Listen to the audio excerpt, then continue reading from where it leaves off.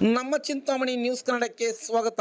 ರಾಷ್ಟ್ರಪತಿ ಭವನದಲ್ಲಿ ನರೇಂದ್ರ ಮೋದಿ ಅವರು ಮೂರನೇ ಬಾರಿಗೆ ಪ್ರಧಾನಮಂತ್ರಿಯಾಗಿ ಪ್ರಮಾಣವಚನ.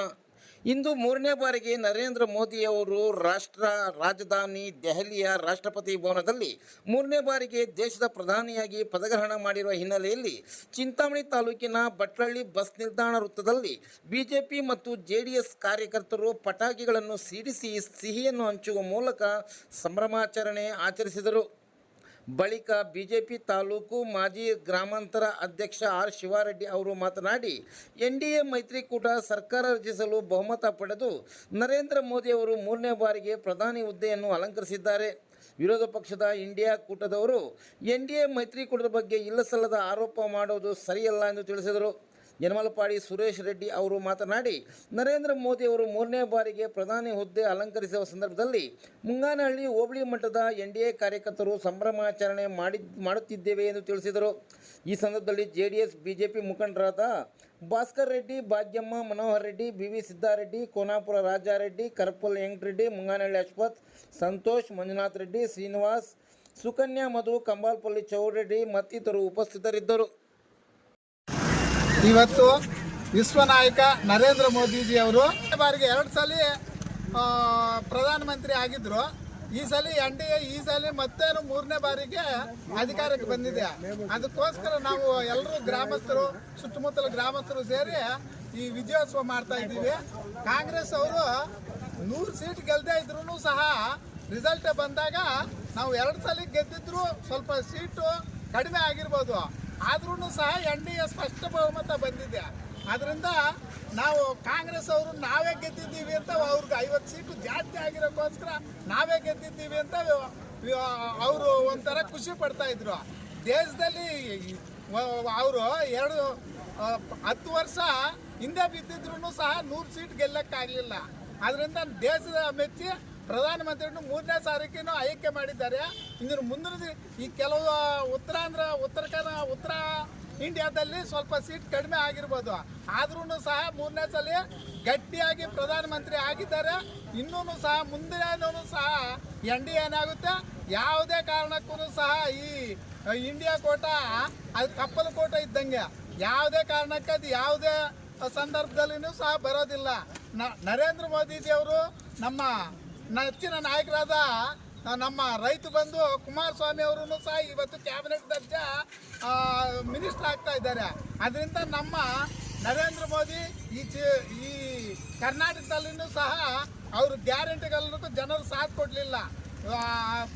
ಅದರಿಂದ ಮೋಸ ಮಾಡಿ ಅವರು ಅಧಿಕಾರಕ್ಕೆ ಬಂದಿದ್ರು MLA ಎಲೆಕ್ಷನಲ್ಲಿ. ಈಗ ಆ ಥರ ಸಿಚುವೇಶನ್ ಇಲ್ಲ. ಈಗ ಸುಮಾರು ಅವರು 180 ಸೀಟಲ್ಲಿ ಹಿಂದೆ ಬಿದ್ದಿದ್ದಾರೆ. ಈಗ ಅಸೆಂಬ್ಲಿ ಎಲೆಕ್ಷನ್ ಲೆಕ್ಕ ತಗೊಂಡ್ರೆ 180 ಸೀಟ್ ಹಿಂದೆ ಬಿದ್ದಿದ್ದಾರೆ. ಮುಂದಿನ ದಿನಗಳಲ್ಲಿನೂ ಸಹ ನಮ್ಮ ಮೈತ್ರಿಕೂಟ ಸ್ಪಷ್ಟವಾಗಿ ಎಲ್ಲರೂ ಸಹ JDS ಕಾರ್ಯಕರ್ತರಾಗಿರ್ಬೋದು, BJP ಕಾರ್ಯಕರ್ತರಾಗಿರ್ಬೋದು, ಎಲ್ಲರೂ ಸಹ ಒಗ್ಗೂಡಿ ಮುಂದೆ ಜಿಲ್ಲಾ ಪರಿಷತ್ ಎಲೆಕ್ಷನ್, ತಾಲೂಕ್ ಪಂಚಾಯತಿ ಎಲೆಕ್ಷನ್ ಬರ್ತಾ ಇದೆ. ಅದೇ ರೀತಿಯಲ್ಲಿ ನಮ್ಮ ಈ ಲೋಕಲಲ್ಲಿನೂ ಸಹ ಏನು 1 ವರ್ಷಕ್ಕೆ ಮುಂಚೆ MLA ಎಲೆಕ್ಷನ್ ನಡೆದಿತ್ತು, ಆದರೆ ಆ MLA ಎಲೆಕ್ಷನ್ ನಡೆದಾಗ ಅವ್ರಿಗೂ ಸುಮಾರು 29,000 ಲೀಡ್ ಬಂದಿತ್ತು.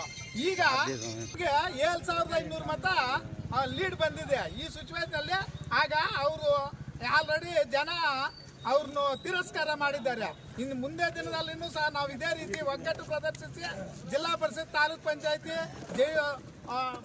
ಗ್ರಾಮ ಪಂಚಾಯತಿ ಎಲೆಕ್ಷನಲ್ಲಿ ಎಲ್ಲ ಚುನಾವಣೆಯಲ್ಲೂ ಸಹ ಒಗ್ಗಟ್ಟಿಂದ ನಾವು ಈ ಭಾಗದಲ್ಲಿ JDS BJP ಒಗ್ಗಟ್ಟಾಗಿದ್ರೆ ಯಾರೂ ಸಹ ಏನು ಮಾಡೋಕ್ಕಾಗಲ್ಲ.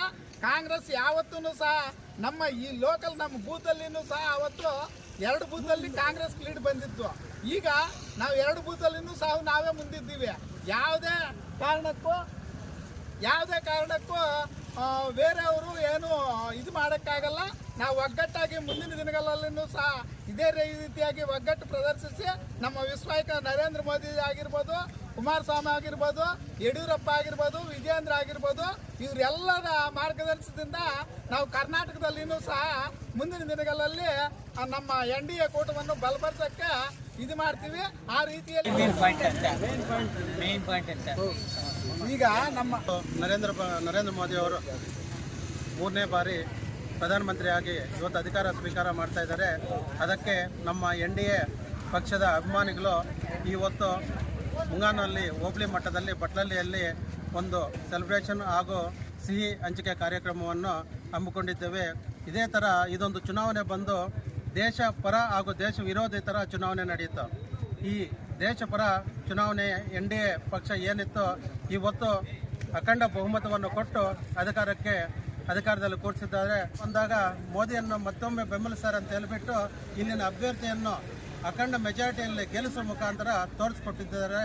ಆದ್ದರಿಂದ ನಮ್ಮ ಅಭ್ಯರ್ಥಿ NDA ಅಭ್ಯರ್ಥಿ ಕೋಲಾರ ಜಿಲ್ಲೆಯಿಂದ ಆದ ಮಲ್ಲೇಶ್ ಬಾಬು ಅವರ ಪರವಾಗಿ ನಮ್ಮ ಜಿಲ್ಲೆಯ ಕಾರ್ಯಕರ್ತರಿಗೂ ಹಾಗೂ ನಮ್ಮ ಮುಂಗಾನಲ್ಲಿ ಹೋಬಳಿ ಮಟ್ಟದ ಮತದಾರರಿಗೆಲ್ಲರಿಗೂ ಧನ್ಯವಾದಗಳನ್ನು ಹೇಳ್ತಾ ಇದ್ದೀವಿ.